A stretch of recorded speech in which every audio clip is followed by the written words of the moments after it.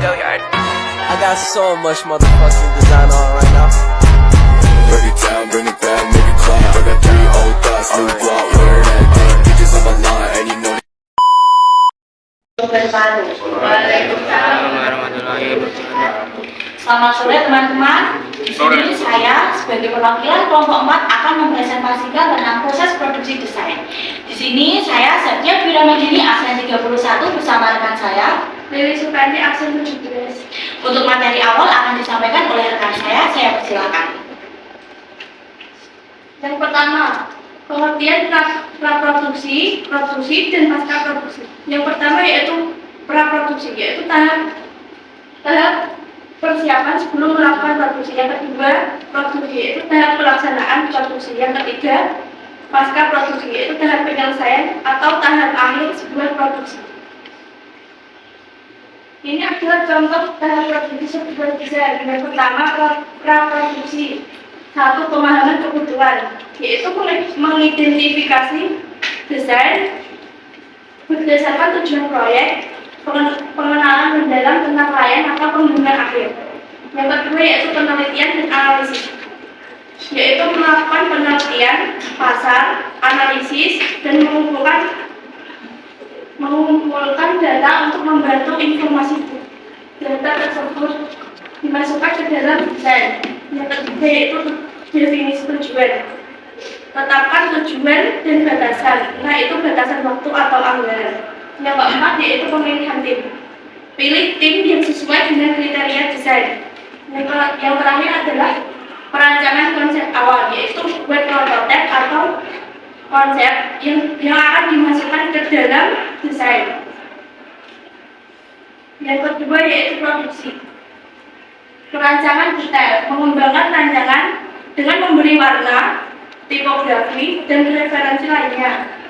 Yang kedua yaitu kolaborasi tim, kerjasama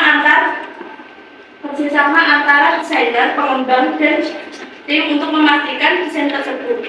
Yang ketiga yaitu implementasi teknis.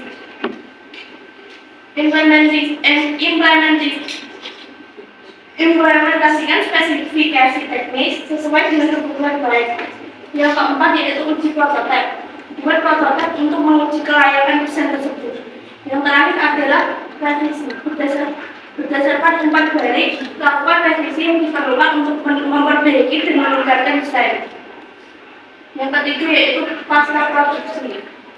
Yang pertama evaluasi pengguna. Tindakan produk kepada pengguna akhir untuk mendapatkan umpan balik. Yang kedua, dokumentasi. Buat dokumentasi yang meliputi tentang panduan pengguna, implementasi teknis, dan referensi lainnya. Yang ketiga yaitu pemeliharaan. Beri dukungan pemeliharaan untuk produk atau desain. Yang ketiga yaitu pemasaran dan promosi. Rancang strategi pemasaran untuk mengenalkan produk tersebut atau desain tersebut. Yang terakhir yaitu pengembangan lanjutan, pertimbangan untuk melakukan perubahan atau pengembangan terhadap desain tersebut berdasarkan umpan balik. Materi selanjutnya akan disampaikan kepada Satya. Materi kedua, apa itu proses produksi desain? Proses produksi desain adalah serangkaian langkah atau tahapan yang dilalui untuk menciptakan suatu produk desain dari konsep hingga produk akhir. Tahapan proses produksi desain. Yang pertama, menetapkan visi produk. Menetapkan visi produk berfungsi agar pasti banyak sekali pertanyaan di khalayak ramai. Dengan kita membuat visi pada produk kita itu sudah menjawab kepada masyarakat tentang pertanyaan-pertanyaan yang muncul. Dengan visi produk juga itu bisa meningkatkan penjualan kita. Selanjutnya adalah melakukan riset produk. Setelah kita menetapkan visi, kita melakukan riset produk.